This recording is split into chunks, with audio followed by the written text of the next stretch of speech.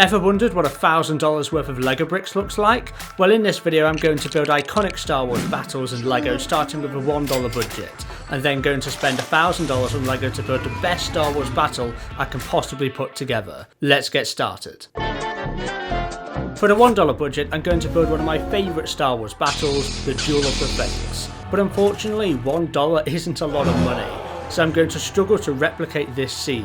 I started with making Qui-Gon Jinn, Obi-Wan Kenobi and Darth Maul, which cost me 16 cents in total. With the other 84 cents I built up some of the platforms that they duel on and added a pink beam of light in between them, just like we see in the movie. For $5 we have a few more pieces to play around with, so I decided to be a little bit more ambitious and try and recreate the battle on Kashyyyk. I started with a 4x8 plate and used some of the tiles to recreate the beach and water.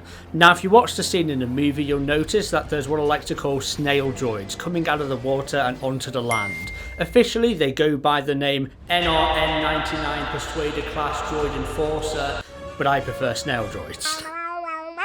Anyway, so I built one of the snail droids using as little pieces as I could, but it still ended up taking up over half of the budget. I only had a couple dollars left, so I decided to make one of the big trees, as that's kind of what Kashyyyk is known for. I know the tree is quite small compared to the killer snail, but I ran out of money, sorry.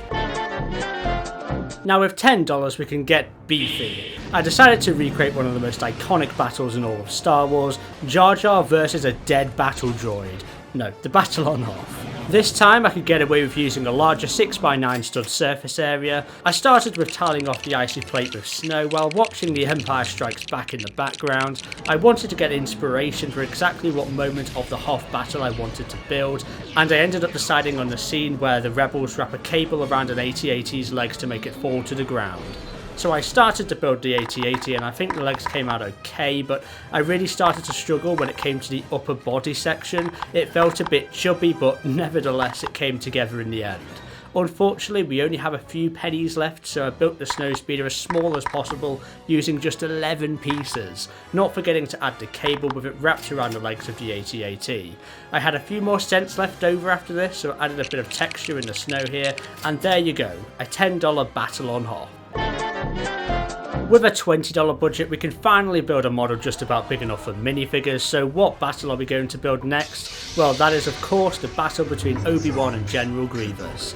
Now unfortunately these two minifigures cost a total of $31, so we're just going to ignore the price of the minifigures for this model specifically.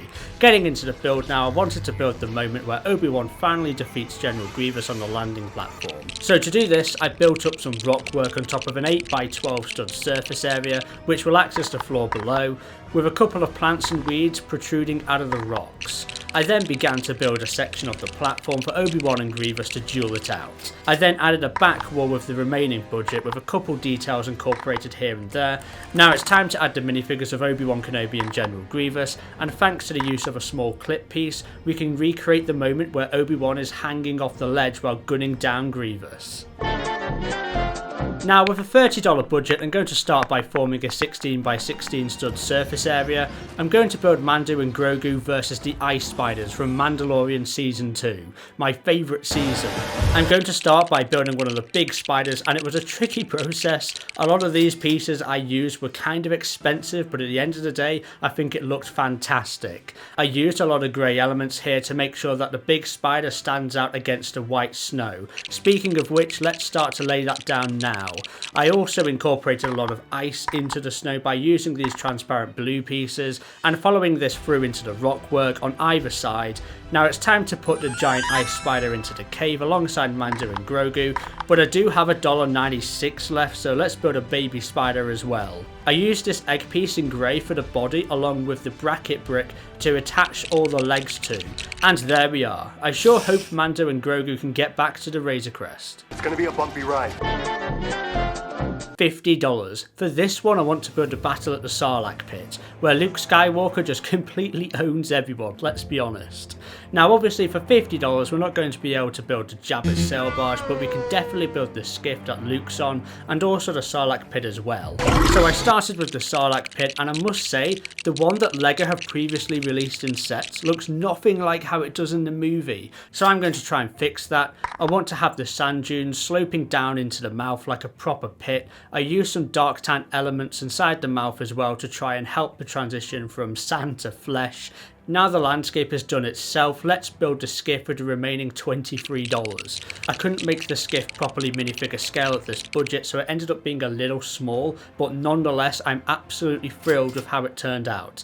Now time to spend the rest of the budget on the minifigures. I spent $4 on Luke Skywalker, $3 on Chewie, and $5 on Boba Fett, who's flying off to the side using his jetpack. Now how cool does that look? Almost as cool as the Whatnot livestream we've got coming up on Saturday the 23rd of March. On this livestream I'll be doing 5 LEGO giveaways and auctioning off over 250 LEGO Star Wars minifigures, all starting at just $1. If you don't know what Whatnot is, it's basically a live streaming platform where you can hang out and also bid on minifigures if you want them. Also, if you sign up to Whatnot using my special link, you'll instantly be given $15 free credit to use in my live stream to bag yourself some free LEGO Star Wars minifigures. Also, some of the giveaways will be free to enter worldwide, so even if you don't want to pick up any minifigures, you don't want to miss out on that. I'll see you on my next Whatnot live stream on Saturday the 23rd of March at 8 PM UK time. Now for the moment you've been waiting for, it's time to see what we can build with a $1,000 budget. In my opinion, the most iconic battle in all of Star Wars media is none other than the duel on Mustafar.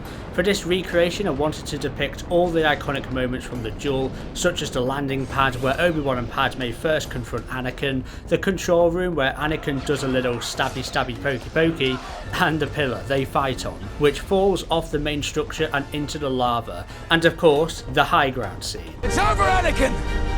I have the high ground! I started by ordering 2 big grey base plates for $15 each. I then begun to outline exactly where I wanted the great big volcano to go, which is going to take up roughly half the total surface area. I completely tiled this section off with the occasional jumper plate as I wanted the volcano to rest on this part, but at the same time being able to be detached for better transportation. Once that was outlined, I then went and spent $25 on LED wiring, which I snaked through the open section where the lava was all going to be. You'll see the reason for this in a moment. Luckily on the Pick-a-Brick board they had trans orange and trans yellow slope pieces, which were perfect for lava, and because, well, there's a lot of lava at Mustafar, I went ahead and bought 5 Pick-a-Brick cups full of them. Yeah, maybe I went a bit overboard. Anyway, I started to pour the lava all over the LED wiring I just laid out, and I think you can probably figure out what the LEDs are for now. Yep, you guessed it. Look how awesome this looks. Now it's time to start building the high ground scene, and to do that I started building the great big volcano that I was talking about before. I used a lot of different types of slope pieces and brown. I was going to use black slope pieces here for the volcano, but looking at the actual prop and behind the scenes footage from the movie, the volcano was definitely brown. I then built Anakin a little platform with the blue force field underneath, as well as a little Mustafar droid watching the duel unfold.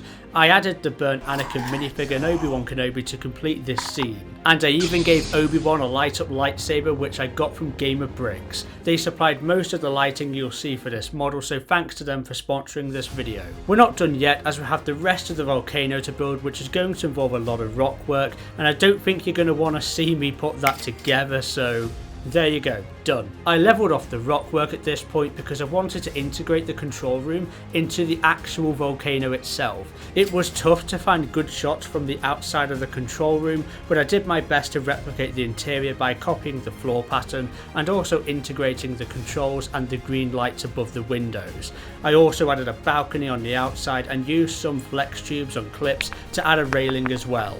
I continued the path alongside the volcano and built a satellite connector control point at the far end, which we've seen in Star Wars media before. It's time now to round off the top of the volcano using the remaining brown slope pieces I bought for this model. With that done, let's add another Anakin and Obi-Wan minifigure on the mountainside, dueling it away with a couple more light up lightsabers. We've still got $228 to spend, and I still want to include the landing platform and the massive pillar which breaks off into the lava. So for the landing platform I used some grey plates and wedges to recreate the circular shape, and and it ended up being quite a bit cheaper to build than I was expecting. I put down another Anakin and Obi-Wan minifigure dueling away, and also made a custom Padme minifigure with the Hermione Granger headpiece from the 2023 Second Task LEGO set, which gives the impression that she's passed out. I also added an R2-D2 minifigure who's also present on the platform, as he was told to guard the ship when Anakin first arrived. Speaking of which, let's build that ship now. Now, LEGO has made a set of this already, but it's definitely too big to fit on my landing platform, so instead I bought the instructions for a similar starfighter model on Rebrickable from a model builder called Boosker, and colour swapped the red pieces for dark green. Now the landing platform is all done, it's time to build the big pillar which breaks off the main structure and into the lava. To do this, I constructed a spine of bracket pieces extending almost 50 studs high. I then rounded off the edges up and down the structure and also added 9 of these ridges, spaced out just like was seen in the movie. It's time now to add this pillar onto the base, and I used a Technic lift arm to have it hold steady at a slight angle. Finally, I added the Obi-Wan and Anakin minifigures holding on to a couple of cables swinging at each other, which is one of my most favourite moments from this battle. But we do have a little over $7 left to spend, so what I'm going to do is build these 5 prongs which we see at the base of the structure protruding out of the lava, which was a simple enough thing to build, and there we have it, the Duel on Mustafar. This is one of the most ambitious models and video projects I've ever set out to make, so I would appreciate it if you smash that like button and make sure to subscribe to see more videos like this.